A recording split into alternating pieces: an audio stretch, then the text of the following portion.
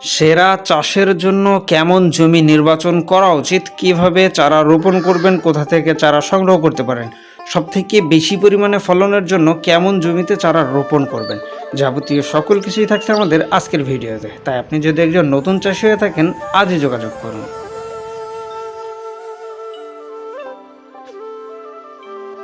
দেশ ও দেশের বাইরে থেকে যে বা যারা আমাদের আজকের ভিডিওটি দেখছেন, সকলকে জানাই আন্তরিক শুভেচ্ছা ও অভিনন্দন।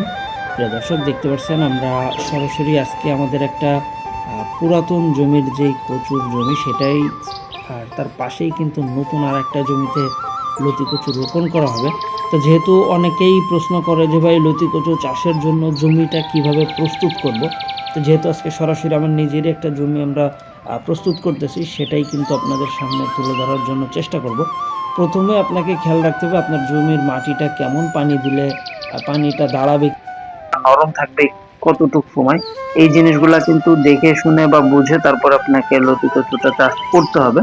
আর যেটা কিন্তু আপনি যদি গাছের গোড়াটা পরিষ্কার রাখতে পারেন তাহলে ফলনটা কিন্তু একেবারেই 45 দিনের ভিতরেই পাবেন।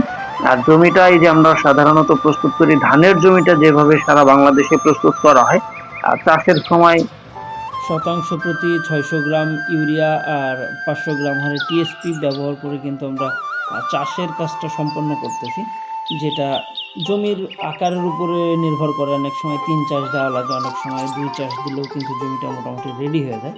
তবে চেষ্টা করতে হয় যত দূর সম্ভব নরম রাখার জন্য।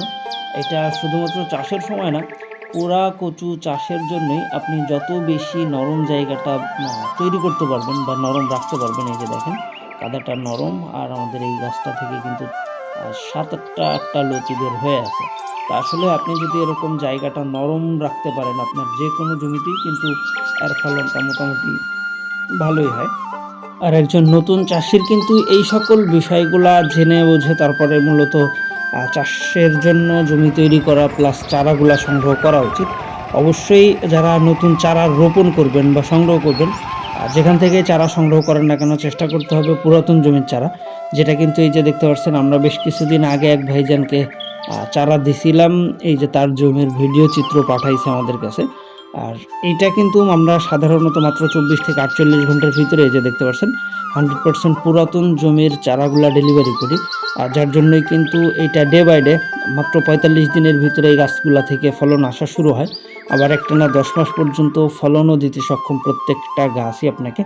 অবশ্যই যদি সঠিক চারাটা আপনি সংগ্রহ করতে পারেন আর সঠিক জমিতে রোপণ করে সঠিকভাবে চাষ করতে পারেন। যে চারাগুলো সাধারণত সারা বাংলাদেশে আমরা সুন্দরবন কুরিয়ারে ডেলিভারি করতেছি। সুতরাং একজন নতুন চাষি এই সকল বিষয়গুলো যদি জেনে বুঝে লতি কচু চাষ করতে পারেন তাহলে নিঃসন্দেহে এখান থেকে ভালো কিছু করা সম্ভব। তো প্রিয় দর্শক, এই ছিল মূলত আমাদের আজকের ভিডিওটা। আর এছাড়াও লতি কচু চাষ সংক্রান্ত যে কোনো ধরনের তথ্য পরামর্শ বা যদি চারা সংগ্রহ করার ইচ্ছা থাকে কারোর বা তরুণ উদ্যোক্তা হয়ে থাকেন, তাহলে আজই আমাদের সাথে যোগাযোগ করতে পারেন। সবাই ভালো থাকবেন, সুস্থ থাকবেন, আল্লাহ হাফেজ।